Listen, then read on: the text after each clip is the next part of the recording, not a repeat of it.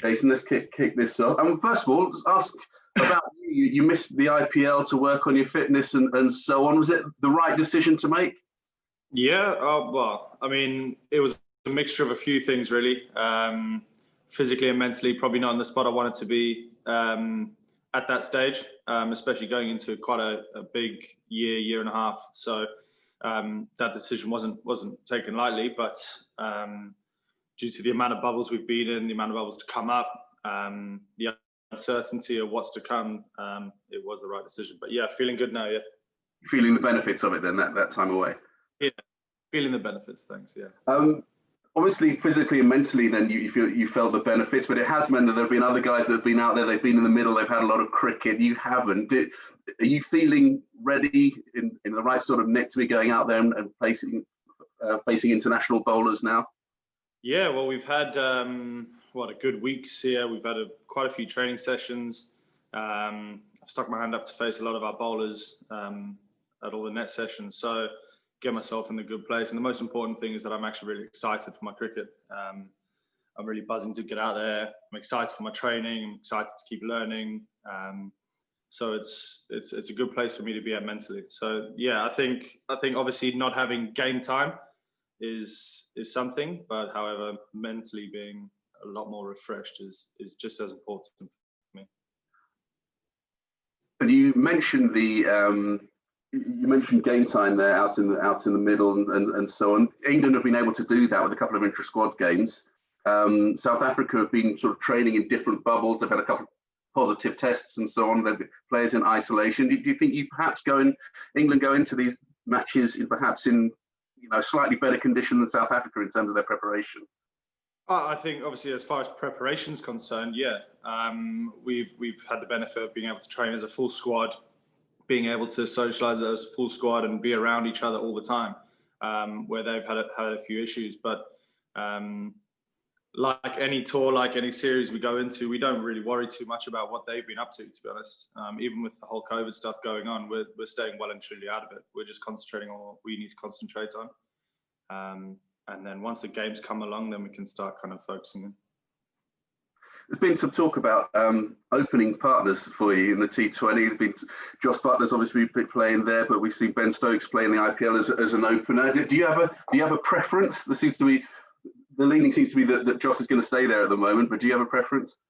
I do not have a preference, mate. Honestly, it's mad the amount of batters that our top 6 is quite frightening. Top 7, it's a great position for us to be in. Whatever team is picked on the day is the team that's picked on the day is the best team for the job. So I'm not fussed who I open with, whether I open, what goes on, what dynamics they want to go with. But it's a good position for us to be in leading into a World Cup. And you mentioned the strength there of the batting lineup. Is this as difficult a team for people to get into as there is in world cricket at the moment with the amount of options that England have got? Yeah, well, I don't know. I think everyone poses a different threat, don't they? I think I think Sam Billings touched on it the other day in one of the articles I read about it being one of the hardest sports teams to infiltrate. It's got to be up there. I mean, we've the amount of players out here now, even with like Tom Banton, Tom Helm, they're just sitting as reserves, aren't they? And they've got frightening talent. So, like I said before, man, it's a beautiful position to be in. But yeah, spoiled for choice at the moment. And you mentioned some of the guys who are sitting there as reserves, but Joe Root's not even in the T20 squad, but he's looking in good nick. Do you see him forcing his way back into perhaps looking ahead to the World Cup next year? Well, you just know what you're going to get with Rooty, don't you? I think we played that inter-squad game the other day, and I said to Josh, he's just always batting. He's just always there, and you look out in the middle, he's always on 40. So I think you always know what you're going to get with Rooty. He's obviously full of class, so he'll do what he needs to do, mate. And I'll let the selectors do what they need to do. And just on that, looking ahead to that World Cup, you guys are already looking now as you go into these matches against South Africa and looking ahead to what's coming up next year and playing for places and getting your minds right for that? I think playing for places is quite a hard thing kind of to do. I think you've got to concentrate as an individual on that next performance. I think if you start worrying about playing for places, you start losing sight on what you're actually trying to achieve on that tour. if there's any players on this tour that are like, right, I need to play for my place, that's not what we're here to do. We're here to win the series. I think we've always done that. We've always done that over the years, has gone into each series and try to win each series, not worry about what's to come. But there's going to be a definite element for some players, I think, that are feeling the pressure. But yeah, I think everyone's just got to go out there with T20. You just got to go out there and express yourself and do your best. Cheers for that, Jason. I'll let somebody see we've got a queue of people waiting to ask you questions. So thanks a lot for your time, and I'll let the others step in now. Thanks. Thanks, Roger. Okay, we'll go with Scott from TalkSport, please. Hey, Johnny, hope you're Jason. I just Johnny Bairstow. That's right. Great start. Hey, Jason, you look at the openers. Ben Stokes opened in the IPL. You got Dawid, you got Johnny, you got yourself. How does that make you feel as an opener? Is it good that you're always being kept on your toes, or does that bring you more pressure knowing that there's 4 or 5 other world-class players that can, in essence, take your place? Yeah, morning, mate. Yeah, I think, mate, like I said to Roger there, it's a great position to be in.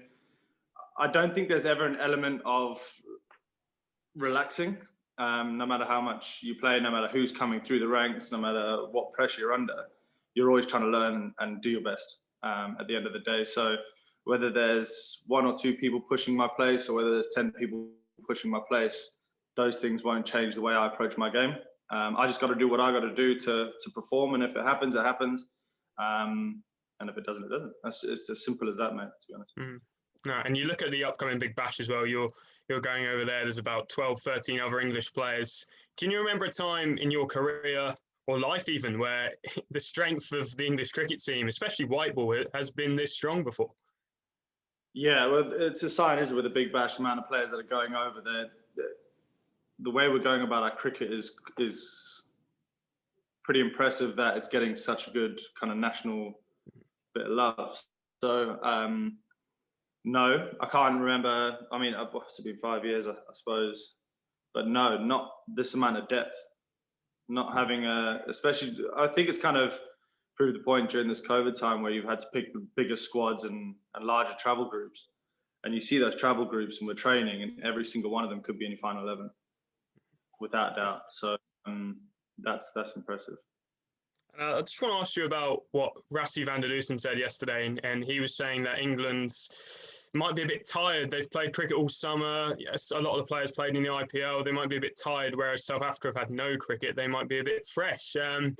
I know you can't speak from the whole team personally, but is that the case? How are you feeling and how the squad feeling ahead of this series? Rassie, what a funny guy. Mate, to be honest, there's a huge amount of fun going on here in the bubble. I think everyone's in great spirits. Everyone's playing golf. Everyone's training hard. Everyone's doing extra sessions, doing pool sessions. We're messing around. I mean, if there was an element of tiredness, I wouldn't have thought our bowlers would be doing lengths in the swimming pool. So I think we're in good spirits, mate. We're looking forward to it, and yeah, there's nothing to be tired about. We haven't started yet. You mentioned the fast bowlers there, and just finally for me, you look at the fast bowlers in this series, you know, Jofra and Mark for you guys, Kagiso and Anrich Nortje for South Africa. As an opening batsman, how does it make you feel that you've got 90 plus miles per hour coming towards you on Friday? Just need to know you've got to switch on, mate. You leave with a few broken bones. I think it's probably the best way to put it. You just got to make sure that your training's on point and you're ready to face a bit of fire. I think with T20s, a little bit different. You can kind of adapt and change the way you play a little bit, but the extra pace is always fun to play against. We play against a lot of teams that have got some raw power and raw pace, so it'll be a good battle. Cheers, Jason. Cheers, Scott. Okay, we're going to go with Richard Gibson from the Daily Mail. That's better. Morning, Jason. Morning. Just to sort of, I want to ask you about the Big Bash. With a young family, I know you've obviously been before, but with a young family and having to sort of go into these bubbles, how much does that play a part in your decision on going to a tournament like that at the moment? Yeah, it definitely does play a part, mate. It does. But But the fact that I hadn't played much cricket during the summer, I chose to opt out of the IPL. It was a bit of a no-brainer for me and my family. I spoke to my wife about it, obviously, and she was kind of on the same wavelength. So as long as your family's on the same wavelength, then it's okay. But it's been quite an interesting situation, really, because obviously the Indian guys are out in Australia now, and a lot of them have got to take their families. And I've asked back and forth with Big Bash whether we can bring our families, and it's a firm no. So I think they've got a few more bargaining chips, the Indian team, but I think it is what it is. I think when I haven't played this much cricket, I think spending time away from home doing my job is just what it is. Did the sort of international schedule with the sort of run now of 11 months into the World Cup, did that sort of play on your mind that you needed to be? I know you mentioned missing out on the pulling out the IPL, but is it been on your mind that you have to be playing these and being in regular nick in this year leading up to the tournament? Yeah, I think this year leading up to it, definitely. I think if it was a far busier summer, if I didn't pick up a couple of injuries, it might have been a little bit different. However, now it's a big 12 months of me getting fully prepared with my batting, mentally and physically, in one of the best places I've been. So now it's just a case of getting my runs on the board in different areas. So yeah, just as much cricket as possible from now until the World Cup. Do you feel that there's a similar feeling towards building towards this World Cup as the last one, or is it different because of the sporadic nature of 2020 series? I think it is quite similar. I think we've got quite a good foundation. We talk a lot about kind of how we go about it, formulas, game scenarios. I think it has got quite a similar feel. It's not as kind of forced because obviously the T20 World Cup is, for us, the 50 over one was something we worked towards for 4 years, and it was quite clear plan. It was a clear plan no matter what. Whereas, like you're saying, the sporadic nature of T20, when we've got T20s, Test matches, ODIs, it's quite hard to fully focus. But now you've seen we're playing way more T20 games now to get ourselves prepared. So I think that's a good indicator that we are fully focused on it. Do you feel, finally for me, it was touched upon before, but in this team, do you feel under pressure for your place because of the competition? Are you constantly feeling under pressure? Yeah, I'll be lying. I would 100% be lying if you say you're not under pressure for your place. The amount of talent that's around us there's not one person. I mean, everyone's there getting pushed to the limits. So I think no one can rest on their laurels, mate. It's one of those amazing squads. But like I said before to Scott, I think I've got to do what I got to do, right? I've got to get myself physically fit, I've got to get myself mentally fit, and I've just got to score some runs. It's as simple as that, and then it'll look after itself. Thank you. Cheers, Richard. Will, Matt Ferguson, and then Chris Stocks, please. Hi, Jason. Could I just ask about your form and how the sort of weird shortened summer was for you? Kind of didn't make too many runs for England. You had the injury, but then you did score quite a lot of runs in Surrey's run to the final. Did you feel that you sort of that kind of sorted you out a little bit after a strange summer? Yeah, I mean, I finished the summer on a bit of a high. Obviously, losing the final wasn't great, but at least we were there. It was a tough summer. Injury plus a new environment that is completely alien to me and who I am as a person. So mentally was very tough. Physically getting injured wasn't great. And then a couple of annoying dismissals against the Australians didn't really help the cause either. So it was one of those summers to just go, all right, cool, well, this is where you're at. Leave it, brush it aside. Don't go to the IPL. Sort yourself out and come back stronger. And I feel great for it, mate. It's actually a very distant memory now, the summer, which is quite a nice feeling. Stocksy? Hi, Jason. Hi, mate. Hi, mate. I just wonder, having tasted World Cup success last summer, does that make you guys hungrier to kind of get that feeling again, looking ahead to the tournament in India next year? Yeah, I know what you're saying, because you get that taste in your mouth, don't you? I think I think it probably does play a huge factor in it. I think we know how intense these tournaments are. We've played in the World Cup final and T20s before. So we know the pathway to that is very physically and mentally demanding. So we know what we're in for. And now it's a case of just going out and having some fun. But I think that it probably does help a bit, yeah. Do you think taking place in India is an advantage or less of an advantage for you guys compared to the one that would have been in Oz this year? Either way, we would have just had to adapt, mate. I think playing a smaller stadiums, I guess, in India, which is a bit of fun for the batters. Not as much running as in Australia. I think in Australia you do a little bit more running. So I don't know, mate. I think whatever we come up against, we've been pretty good at just kind of adapting to what situation we're in. Cool. Thank you. Do we have any more questions? Cool. Okay. I just want to ask, sorry, I know I've been on, I'll hold it a bit, but are you going to the full tournament straight from South Africa, Jason, all the way to the BBL, then all the way to the end? Is that?